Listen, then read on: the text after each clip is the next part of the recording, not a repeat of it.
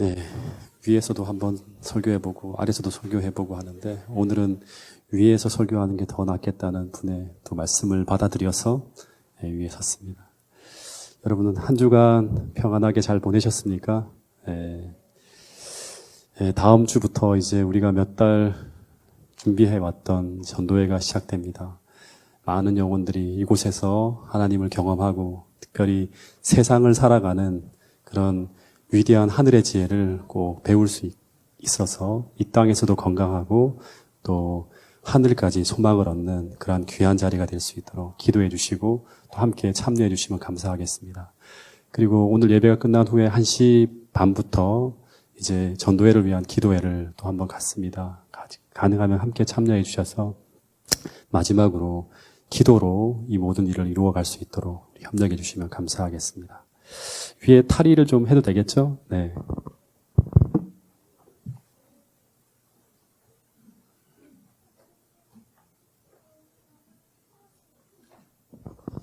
어, 20대 초였는데요. 어떤 한 형이 저한테 이런 얘기를 하더라고요. 그 형이 친구들과 함께 밤길을 걸어가고 있었는데 그 형님의 친구 중에 한 명이 태권도 5단이나 되는 유단자였다고 합니다. 가끔씩 이분이 이제 친구들 앞에서 발차기를 한번 쫙 하면 그 벽을 밟고 이렇게 팍 날아서 찬자 마치 영화의 한 장면 같이 정말 너무나 멋지게 이렇게 그런 기술들을 보여줬다고 합니다. 그래서 어디를 가나 이 형님의 이 태권도 5단을 하는 이 친구와 함께 길을 걸어가면 든든했다고 합니다. 근데 그러던 어느 날 어두운 골목길을 한 5명이서 같이 가는데 근데 그 맞은편에 웬 건달 같은 사람들이 쭉 서 있더래요. 자신들을 보더니 이렇게 말을 막 시비를 막 걸면서 쭉 걸어오더라 그럽니다. 보통 때 같으면 이 형님들이 달아났는데 근데 약간 겁이 났지만 근데 옆에 보니까 누가 있어요? 태권도 5단인 그 친구가 있는 거예요. 그래서 달아나지 않고 그 골목길에서 뭐 때문에 그러냐고 하면서 이렇게 그 건달들에 맞서면서 이렇게 같이 걸어갔대요. 그러다가 시비가 탁 붙게 되었다 그럽니다. 근데 모두 그 태권도 5단인 그 친구만 믿고 호기를 부리고 있었는데 근데 그 태권도 5단이라는 친구가 제일 먼저 코너로 딱 몰려서 꼼짝을 못하고 당하는 것을 보고는 나머지 4명은 모두 다 불이 나게 달아났다고 합니다. 그러면서 그 형들이 하는 말이 뭔가 하면 태권도는 실전 무술이 아니라 체육관용이다 이런 거예요. 네, 여러분 오늘 우리가 교회에서 공헌하는 우리의 신앙도 혹 이런 실전용이 아니라 체육관용, 다시 말해서 교회용은 아닌지 모르겠습니다. 교회에서는 정말 화려한 믿음의 고백들이 쏟아지지만 실제 우리의 어려운 현실의 문제 속에서는 전혀 사용되지 않는 그런 체육관용 믿음만 가지고 오늘 우리가 살고 있는 것은 아닌지 한번 점검해 봤으면 좋겠습니다. 여러분 종말을 살아가는 오늘 우리에게 정말 필요한 것은 그냥 체육관에서 배우는 체력 단련용 무술이 아니라 실제 현장에서 사용할 수 있는 실전용 복음이 필요하다고 하는 거예요. 실제 그런 어떤 그 복음의 능력을 경험한 사람들이 처음에 교회가 세워진 사도행전의 교회였다고 하는 것입니다. 교회에서 잠시 덕담 정도나 마음에 필요한 위로를 받는 정도가 아니라 오늘 우리가 살아가는 삶에 실제로 적용되어지고 활용되어질 수 있는 그런 진짜 신앙이 필요한 시대가 이 마지막 시대라고 하는 것입니다. 여러분 우리가 믿는 하나님은 실체가 없는 하나의 관념이 아닙니다. 그래서 오늘 우리가 그분의 자녀가 되었다고 하는 것은 여러분 원래 성경적 의미는 오늘 나의 삶이 창조주 하나님과 연결되어졌다고 하는 것입니다. 그것은 쉽게 말하면 온 우주를 창조하신 창조주 하나님이 그 무한하신 창조의 능력과 오늘 내가 연결되어질 수 있도록 나를 도와주신다고 하는 것이 바로 성경에서 이야기하는 위대한 복음이라고 하는 거예요. 그 복음을 믿고 실제로 활용하는 사람이 당시의 사도 바울이나 초대교회 제자들이었다고 하는 것입니다. 여러분 오늘 요즘 저는 정말 여러분들을 위해서 많은 시간 기도하면서 여러분들의 삶의 문제에 대한 답을 저도 찾고 있습니다. 어떻게 하면 이 불안한 세상에서, 이 치열한 삶의 현장에서, 이 고통스러운 세상에서 우리 신앙이 무너지지 않고 하늘의 능력을 힘입어서 일어나고 극복하며 하늘을 향해서 용감하게 전진할 수 있는 그런 사람들로 오늘 우리가 거듭날 수 있을까?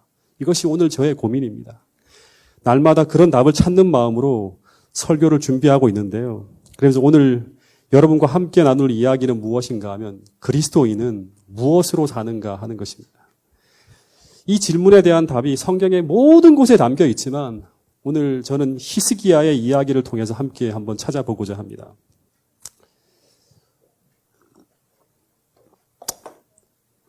이 히스기야라는 왕은 유다 나라의 거의 말기에 이제 왕으로 등극한 정말 유명한 왕이죠.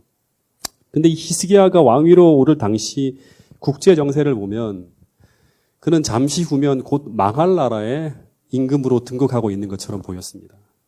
왜냐하면 히스기야가 왕으로 등극할 당시 이제 북방에 어떤 나라가 세워졌는가 하면 이제 이 아수르라고 하는 나라인데 빔이 나오나요? 안 나오나요? 예.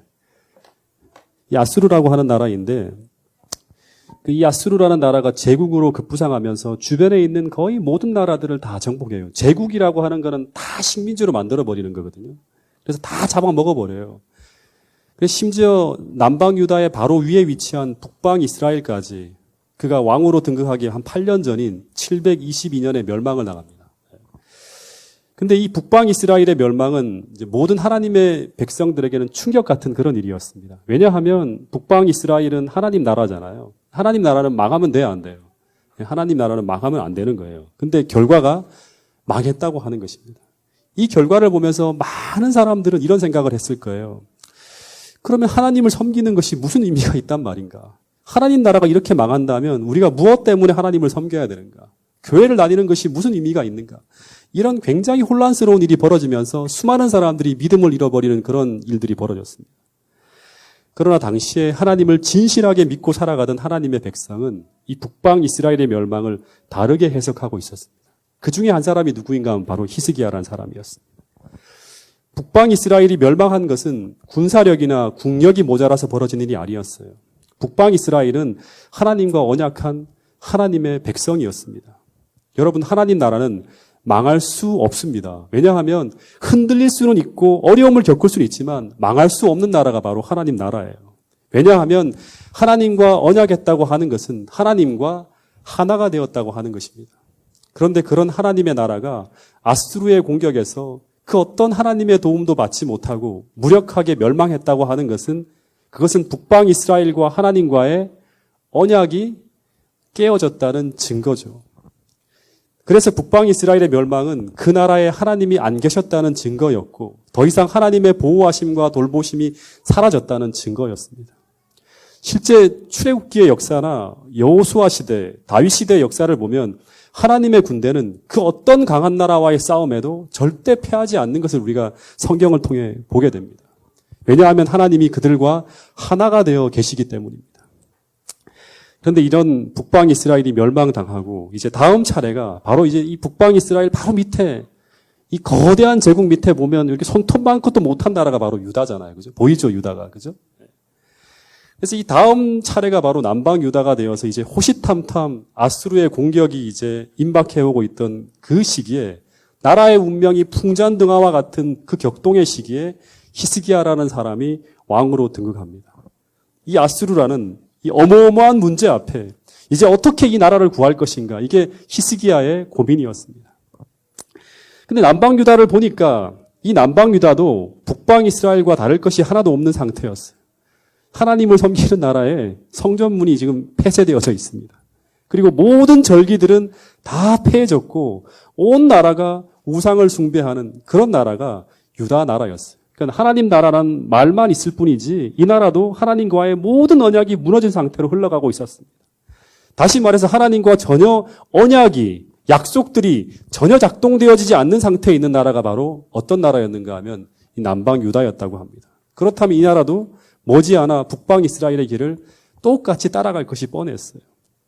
그래서 히스기야가 즉위하자마자 이 나라를 구하기 위해서 그가 한 일은 무엇인가 하면 상비군을 늘리고 토성을 쌓고 이집트와의 외교적 채널을 유지하면서 노력한 그런 것이 아니라 먼저는 그 나라를 성경에 기록된 대로 되돌리기 위해서 최선을 다했다고 하는 것입니다. 그것이 바로 뭔가 하면 개혁을 단행하는 것입니다. 여러분, 개혁을 단행한다고 하는 것은 하나님과의, 나와의 언약을 바르게 세우는 것입니다. 다시 말해 이것은 나와 하나님과의 관계를 바르게 세우는 것이었어요. 원래 그 나라가 처음 세워질 때 그 나라가 하나님과 무엇을 언약했고 어떻게 살기로 언약했는지 그 모든 것을 성경을 연구하면서 그 가르친 대로 살지 않았던 모든 것을 회개하며 개혁하는 것이에요. 여러분, 위기가 닥쳤을 때, 전쟁을 앞두고 있을 때 성경에 보면 언제나 그 위기를 극복하기 위해서 선지자들이 등장하여 그 나라를 향해서 간절히 호소하는 이야기의 대부분은 무엇인가 하면 회개하고 죄를 버리면서 하나님께로 돌아가라고 하는 것입니다. 그것은 바로 개혁을 단행하라고 하는 거예요. 개혁이 성공하면 그 나라는 큰 힘을 얻게 된다고 하는 것이 성경의 수많은 이야기를 통해서 들려주는 중요한 교훈이라고 하는 것입니다.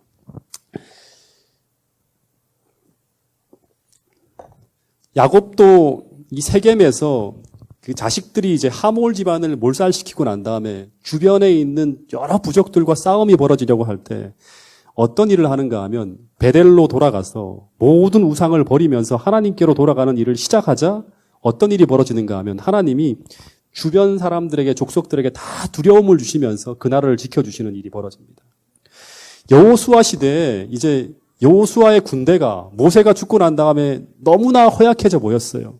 근데 요단강을 건너서 여리고를 치러 들어가려 할 때 이 여리고성은 그 나라보다 한 10배, 20배보다 더 강한 그런 그 도성이었어요. 근데 여호수아가 제일 먼저 한 일은 뭔가 하면 하나님께서 너희는 성결케 하라고 하면서 금식하고 할례를 행하는 거예요. 할례를 행한다는 게 뭐냐 그러면 언약을 회복하는 거죠.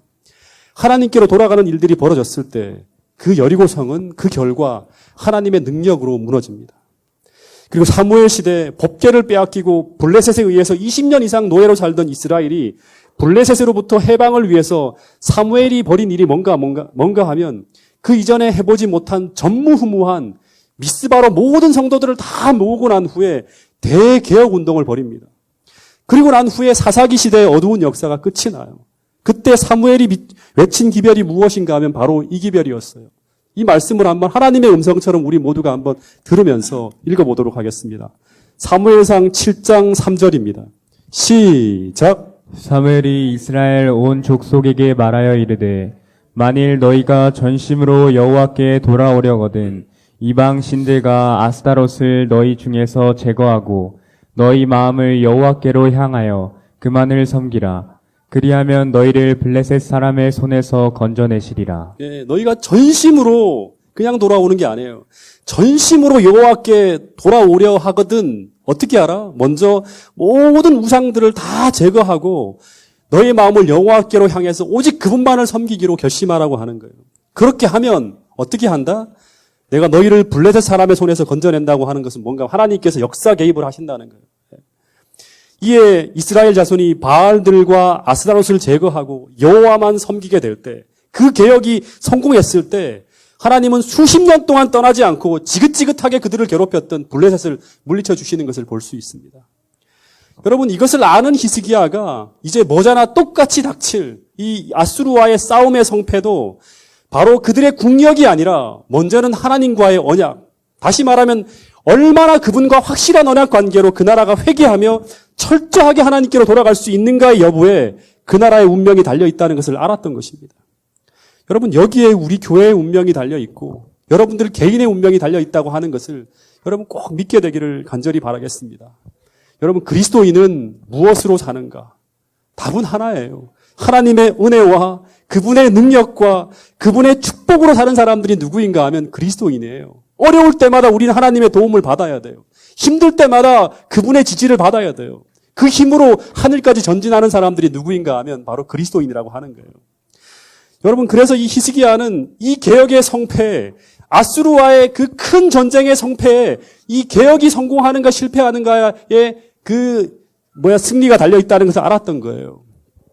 솔직히 인간적으로 생각할 때 이 히스기야가 바로 저라고 하면 이 아수르와 유다는 마치 우리나라와 미국과 상대에 싸우는 거예요. 그 싸움에서 이겨야만 하는 거예요. 여러분이 만약에 나라의 대통령인데 우리나라와 미국과의 싸움이 벌어졌어요. 그 싸움에서 이길 수 있다고 생각할 수 있겠어요? 거의 천부당 만부당한 일이죠. 근데 성경의 역사는 이 남방 유다가 아수르의 최고의 전력, 최정예 부대, 직접 제국의 왕이 황제가 직접 나섰던 이 싸움에서 이기는 역사적인 사건이 벌어졌다고 하는 거예요. 실제 이 전쟁에서 사내립이 죽은 이 이야기는 역사적인 팩트예요. 실제로 이 전쟁 후에 죽어요. 죽은 기록이 있습니다. 그리고 아수르의 18만 5천 명은 단 한 명도 살아가지 못하고 다 죽었다고 하는 거예요. 이것을 역사학자들은 어떻게 설명하는가 하면 패스트라는 역병이 쫙 돌아서 그 모든 대군들이 다 죽었을 거라고 하는데 어쨌든 상상할 수 없는 일이 벌어진 거예요. 근데 여러분 그 역사가 오늘 우리들이 당면한 나의 역사 속에서도 일어날 수 있는 일이라고 성경은 이야기하고 있다는 사실입니다. 만약 우리가 우리의 문제에, 우리의 싸움에 하나님만 개입시킬 수 있다면, 다시 말하면 언약만 우리가 회복할 수 있다면 하나님은 여러분의 삶에 개입하신다고 하는 사실입니다. 여러분, 그래서 오늘 우리가 맞이하는 모든 인생의 문제들에 우리가 맞서게 될 때 오늘 우리가 먼저 집중하며 싸워야 할 싸움의 대상은 눈에 보이는 외부의 문제들이 아니라고 하는 사실입니다. 오늘 우리가 정말 집중해야 될 적은 내부의 적이라고 하는 사실입니다. 왜냐하면 모든 그리스도인의 삶에 벌어지는 모든 문제는 내적인 문제이자 영적인 문제이기 때문이에요. 여러분, 실제 우리 앞에 펼쳐지고 있는 이 아수르라는 어마어마한 외부의 적은 우리가 두려워할 이유가 없다고 하는 사실입니다. 왜냐하면 그 적은 우리가 하나님과의 언약 관계로 들어가기만 하면, 하나님과의 동맹 관계가 들어가기만 하면 하나님이 나를 대신해서 싸워주실 대상이 바로 뭔가 하면 아수르예요. 성경 역사를 보세요. 모세를 대신해서 이집트를 격파시키고 다윗을 대신해서 수많은 전장에서 우리를 대신하여 싸워주신 하나님이 전쟁에 능한 만군의 하나님 여호와라고 하는 사실을 성경 구석구석의 이야기를 통해서 우리에게 이야기하고 있는 것입니다. 그래서 오늘 우리가 지금 싸워야 할 적은 내 안에 있는 내부의 적이라고 하는 사실입니다. 개혁하기를 두려워하고 회개하기를 꺼려하고 하나님 앞에 무릎 꿇기를 거부하고 말씀대로 살기를 거부하는 내 안의 적이 가장 무서운 적이라고 하는 것입니다. 이 문제가 오늘 나를 무력하게 하고 내 인생에 하나님의 개입과 도움을 차단하며 우리 인생을 실패와 패배로 이끌고 있다고 하는 사실을 여러분 모두가 직시하게 되기를 간절히 바라겠습니다.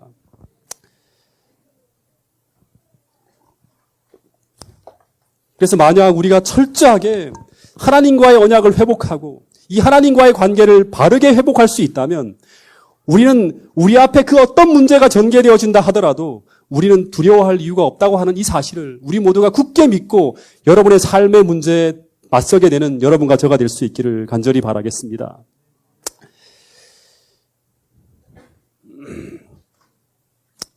그래서 히스기야가 기도하면서 이 나라를 무력한 나라로 만들어버렸던 이제 이 사실들을 하나하나 깨닫게 돼요. 자신의 아버지와 그 선조들이 걸었던 그 모든 실패의 길, 그 모든 폐역의 길에서 단호하게 돌아서기로 결심하면서 하나님과의 언약을 바로 세우기 위해서 모든 것을 개혁해 나가기 시작합니다. 그래서 먼저 어떤 일을 먼저 하는가 하면 그 나라에 펼쳐져 있는 모든 우상들을 다 제거합니다.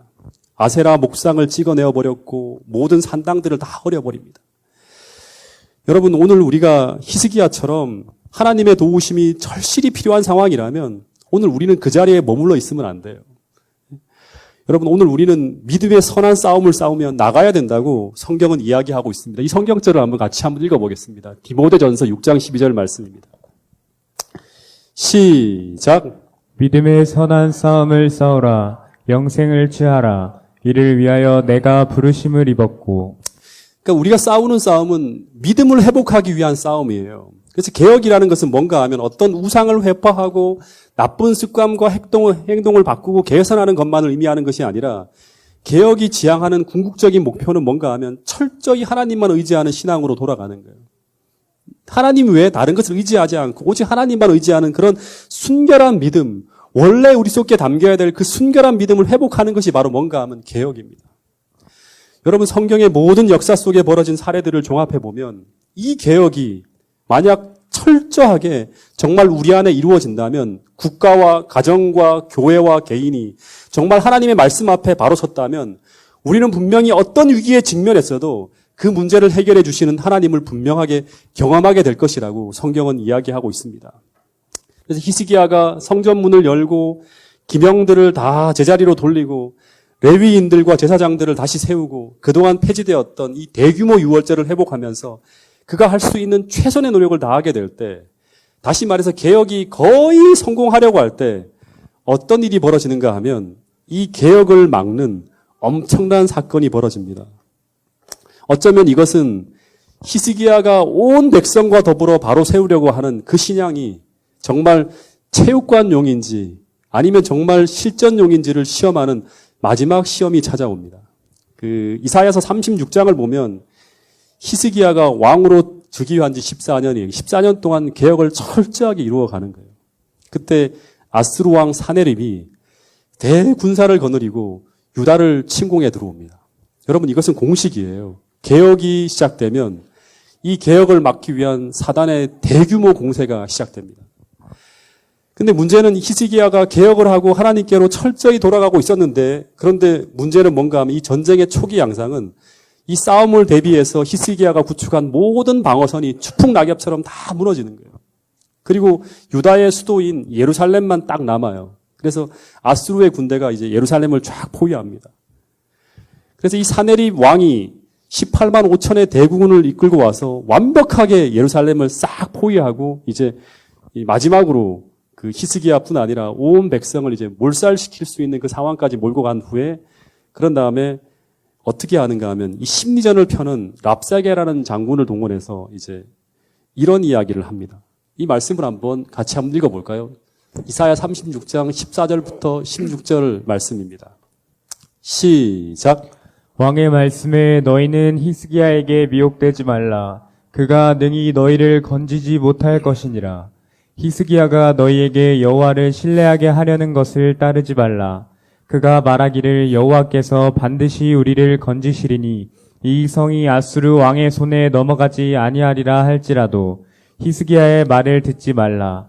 아수르 왕이 또 이같이 말씀하시기를 너희는 내게 항복하고 내게로 나아오라. 그리하면 너희가 각각 자기의 포도와 자기의 무화과를 먹을 것이며 각각 자기의 우물물을 마실 것이요. 예, 18절에 보면 또 어떤 말을 하는가 하면 한 절만 더 보면 혹시 히스기야가 너희에게 이르기를 여호와께서 우리를 건지시리라 할지라도 어떻게 알아? 속지 말라.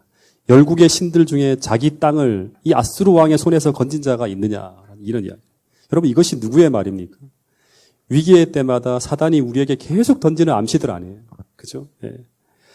다시 말하면 이 랍사게의 심리전은 우리 인생의 위기가 찾아왔을 때 그때 하나님을 신뢰하라는 그 성경의 약속, 그것을 믿지 말라고 하는 거예요. 그런 어리석은 약속을 믿지 말고 지금 너희 눈앞에 펼쳐지는 이 생생한 상황을 보고 판단해 보라고 하는 거예요. 너희들이 의뢰하는 것이 다 무너지고 있지 않냐고 하는 거예요. 온 세상을 보라고 하는 거예요. 어느 신들이 이 아수르의 능력 앞에서 스스로를 구원하는 자가 있냐고. 단 하나의 케이스라도 있냐고. 그러니 너는 내게 항복하고 내게로 나오라고. 그러면 너희의 목숨을 살려주고 내가 너희에게 이 땅에서 근근히 살아갈 수 있는 떡과 무화과를 줄 것이라고 말하고 있는 것입니다. 여러분, 다시 말하면 이 말은 마치 일요일 휴업령 때 짐승의 표를 강요하는 것과 똑같은 상황이에요. 하나님을 포기하고 내 앞에 무릎을 꿇으면 내가 먹고 사는 것을 허락해 준다고 하는 거죠. 예, 매매권을 금지하는 상황에서 너희들이 내 앞에 머리를 조아리면 내가 살 수 있는 길을 열어주겠다고 하는 거예요. 이 위기의 때 너희는 하나님의 방법대로가 아닌 세상의 방법대로 이 문제를 해결하라고 하는 것이에요. 그래야지만 살 수 있는 길이 열린다고 하는 거예요. 그러면서 이 대위기의 때 이 창이란 아수르의 물결 앞에서 살아남은 이가 어디 있냐고 하는 거예요.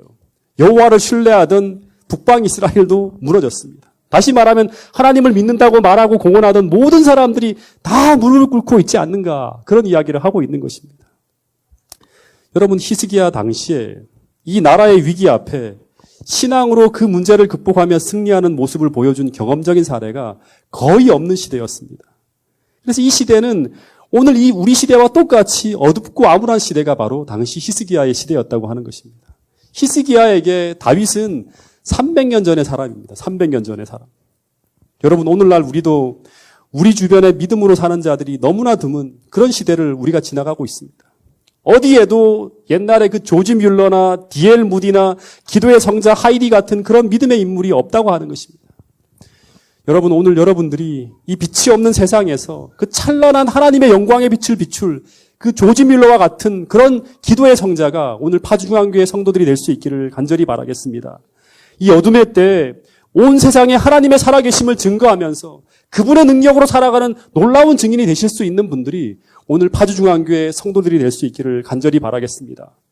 세상이 다 쓰러지고 다 그 아수르 앞에 무릎을 꿇는다 할지라도 우리는 히스기야처럼 당당히 아수르의 거대한 세력에 맞서서 하나님을 영화롭게 하는 이 시대의 빛의 아들들로 그렇게 태어날 수 있는 그런 사람들이 오늘 믿음의 사람 파주중앙교회 모든 성도들이 될 수 있기를 간절히 바라겠습니다.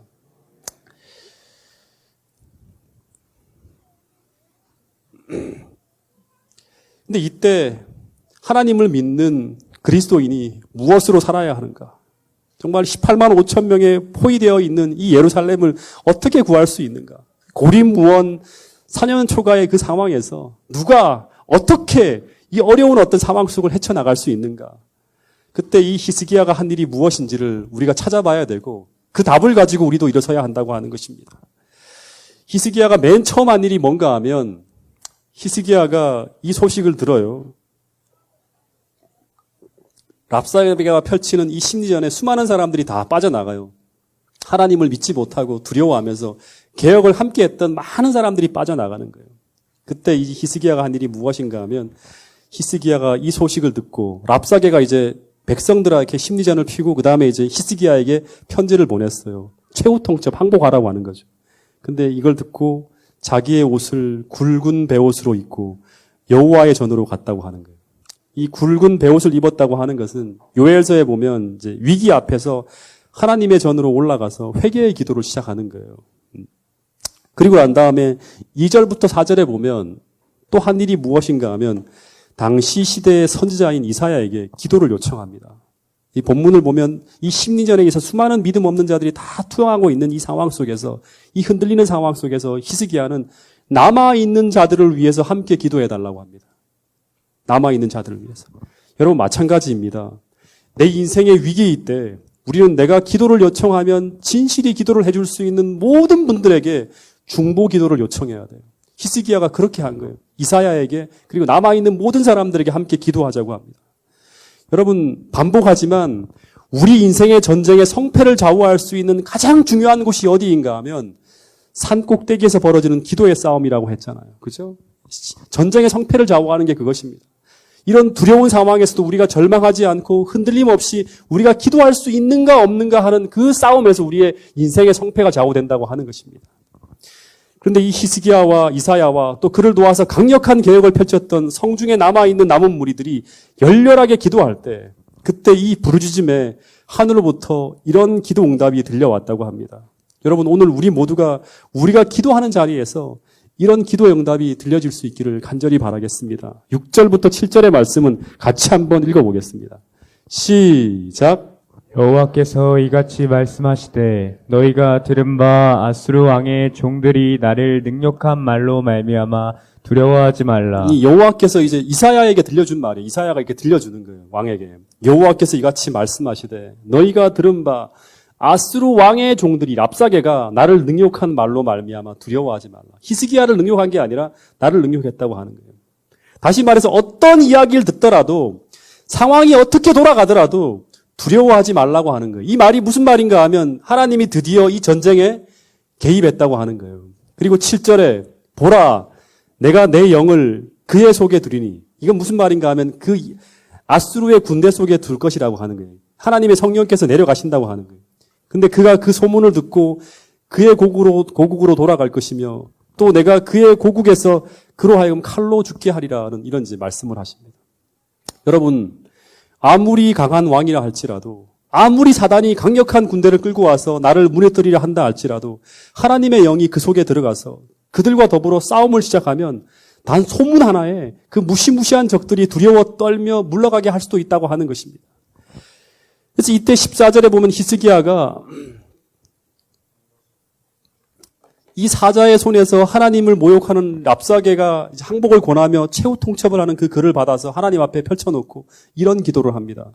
15절부터 20절까지의 이야기를 제가 잠깐 읽어보면 히스기야가 그 사자들의 손에서 글을 받아보고 여호와의 전에 올라가서 그 글을 여호와 앞에 펴놓고 여호와께 기도하여 가로되 그룹 사이에 계신 이스라엘 하나님 만군의 여호와여 주는 천하 만국의 유일하신 하나님이시라 주께서 천지를 만드셨나이다.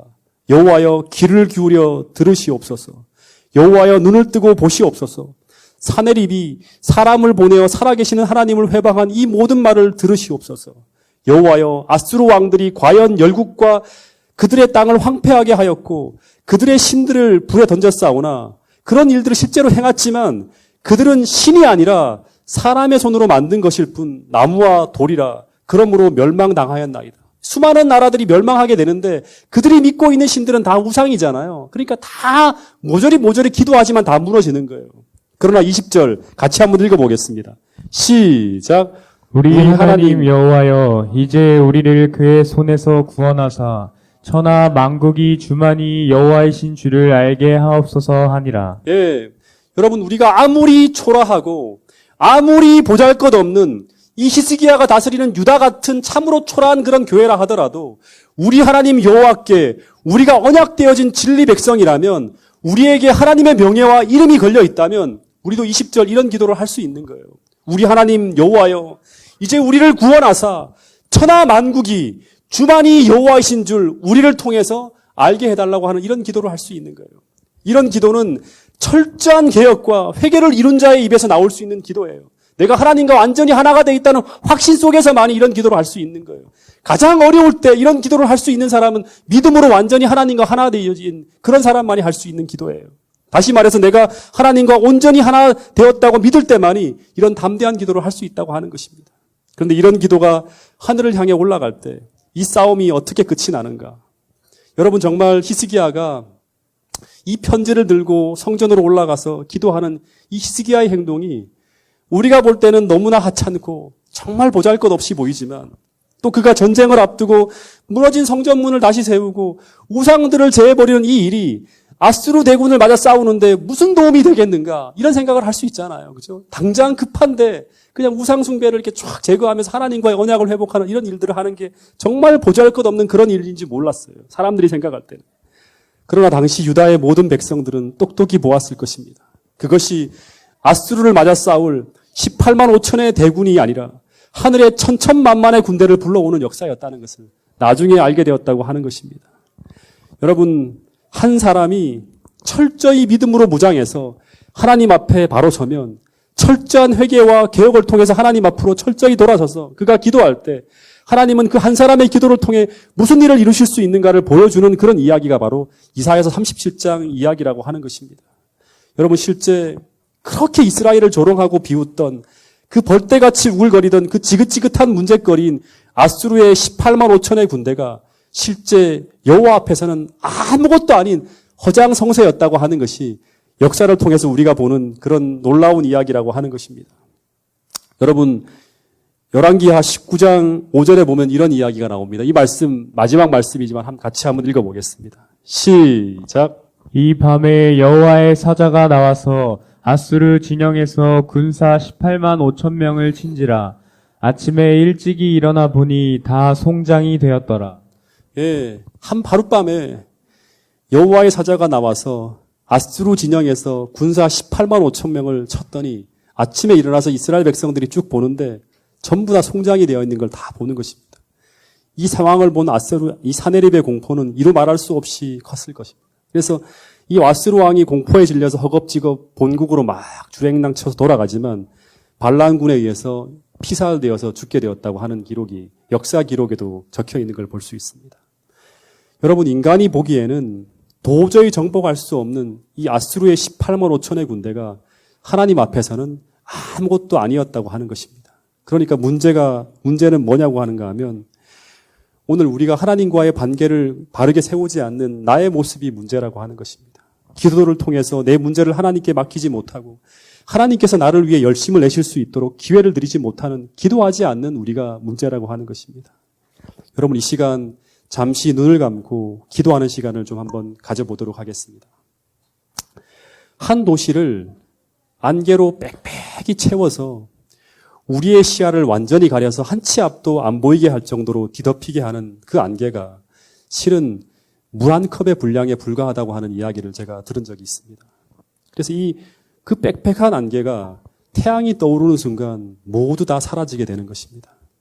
여러분 마찬가지로 오늘 우리 앞에 한 치 앞도 안 보일 정도로 우리를 두렵게 하는 우리의 문제가 실은 그것을 하나님 앞에 우리가 가져갈 때 그것은 이런 물 한 컵 정도에 불과한 너무나 미미한 문제일 수 있다고 하는 것입니다. 하나님께서 영광의 빛으로 역사하실 때 그 모든 것은 아침 안개처럼 사라질 수 있는 문제라고 하는 것입니다. 여러분, 그래서 지금 내가 사방팔방 빠져나갈 수 없는 혹 아수르의 18만 5천의 대군대에 포위되어져 있다고 느낄지라도 여러분, 그 문제를 히스기야처럼 하나님 앞에 가져갈 수 있기를 간절히 바라겠습니다. 그리고 그 문제가 모두 맡겨질 때까지 하나님 앞에 기도할 수 있는 믿음의 사람이 될 수 있기를 간절히 바라겠습니다. 그러면 그 문제를 해결하시는 하나님의 놀라운 구원의 역사를 우리도 꼭 경험할 수 있을 것이라고 성경은 이야기하고 있습니다. 여러분, 그리스도인은 무엇으로 사는가? 그리스도인은 천지를 두고 맹세한 하나님의 언약을 붙들고 매일같이 기도하는 가운데 하나님이 공급하시는 은혜로 살아가는 사람들이 바로 그리스도인이라고 하는 것입니다. 여러분, 마지막 기도하기에 앞서서 예레미야 33장 3절 말씀을 읽어드리도록 하겠습니다. 너는 내게 부르짖으라. 내가 내게 응답하겠고 내가 알지 못하는, 내가 상상도 할 수 없는 크고 비밀한 일을 내게 반드시 보여주실 것이라고 주님은 약속하셨습니다. 여러분, 오늘 여러분의 모든 문제를 주님 앞에 내려놓고 기도하며 그 능력의 주님을 오늘 우리 모두가 기도하는 자리에서 꼭 만나게 될 수 있기를 간절히 바라겠습니다. 다 같이 기도하는 시간을 갖도록 하겠습니다.